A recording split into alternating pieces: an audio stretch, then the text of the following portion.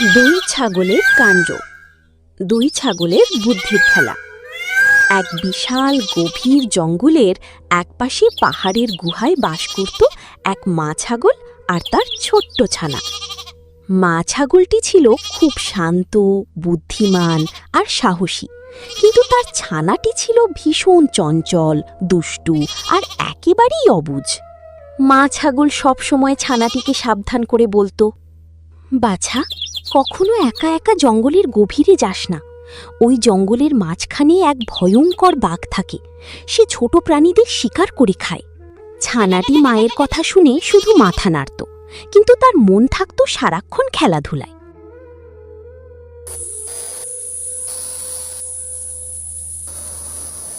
একদিন সকালে চারদিকে ছিল সুন্দর আবহাওয়া, মিঠে রোদ আর ঠান্ডা বাতাস বইছিল।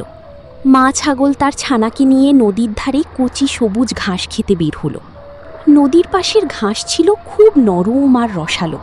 খেতে খেতে তারা কখন যে জঙ্গলের গভীরে চলে এসেছে বুঝতেই পারেনি। হঠাৎ চারপাশটা একদম নিঝুম হয়ে গেল, শুধু দূরে কোথাও অচেনা পাখির ডাক শোনা যাচ্ছিল। ঠিক তখনই সামনের বড় ঝোপের আড়াল থেকে খড়খড় শব্দ ভেসে এলো। মা ছাগলের কান খাড়া হয়ে উঠল। সে বুঝতে পারল সামনে বড় বিপদ। পরের মুহূর্তেই ঝোপ সরিয়ে সামনে এসে দাঁড়ালো বিশাল এক ভয়ঙ্কর বাঘ। বাঘের চোখ দুটো খিদের জ্বালায় জ্বলছিল, ধারালো দাঁতগুলো বের হয়ে এসেছে। বাঘটি মনে মনে খুব খুশি হয়ে ভাবল, আজ তো ভাগ্য খুলে গেছে। একসাথে মা আর ছানার নরম মাংস, আজ জমে যাবে সকালের খাবার। বাঘ ধীরে ধীরে তাদের দিকে এগোতে লাগলো। বাঘকে এত কাছে দেখে ছানাটি ভয়ে কাঁপতে কাঁপতে মায়ের পিছনে লুকিয়ে পড়ল। মা, মা, আমি খুব ভয় পাচ্ছি।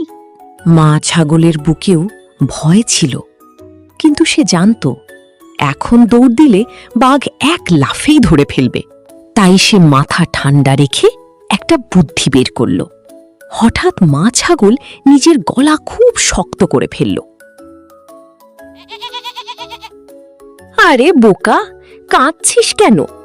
ছানাটি অবাক হয়ে মায়ের দিকে তাকালো। সকাল থেকে তুই তো বলছিলি আজ একটা বড় বাঘের মাংস খাবি।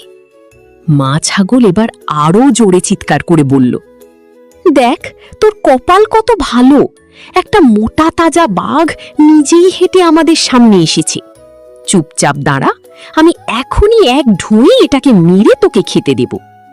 মা ছাগলের এই কথা শুনে বাঘের চোখ কপালে উঠে গেল। সে জীবনে কোনো দিন এমন ছাগল দেখেনি যে বাঘ দেখে পালানোর বদলে উল্টো বাঘকেই খাওয়ার কথা বলছে। বাঘ ভয় পেয়ে মনে মনে ভাবল, বাপরে, এটা নিশ্চয়ই সাধারণ ছাগল নয়, এটা হয়তো কোনো ভয়ঙ্কর জাদুকর প্রাণী যে বাঘ শিকার করে। নিজের প্রাণ বাঁচাতে বাঘ আর এক মুহূর্তও সেখানে দাঁড়ালো না। সে সঙ্গে সঙ্গে লেজ গুটিয়ে উল্টো দিকে দৌড় দিল। এমন জোরে দৌড়ালো যে মাঝপথে একবারও পেছনে তাকানোর সাহস করল না। বাঘ চলে যেতেই ছোট্ট ছানাটি অবাক হয়ে মায়ের দিকে তাকালো। মা, তুমি তো সত্যি খুব সাহসী, তুমি কি সত্যিই বাঘ খেতে পারতে?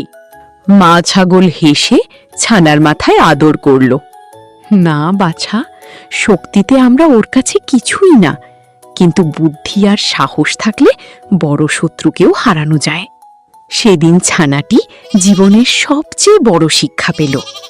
তারপর মা আর ছানা নিরাপদে নিজেদের গুহার দিকে ফিরে গেল। বিপদ যত বড়ই হোক, ভয় পেয়ে হার মানা উচিত নয়। মাথা ঠান্ডা রেখে বুদ্ধি খাটালে বড় শক্তিকেও হারানো যায়। শারীরিক শক্তির চেয়ে উপস্থিত বুদ্ধি সবসময় অনেক বেশি শক্তিশালী। সমাপ্ত।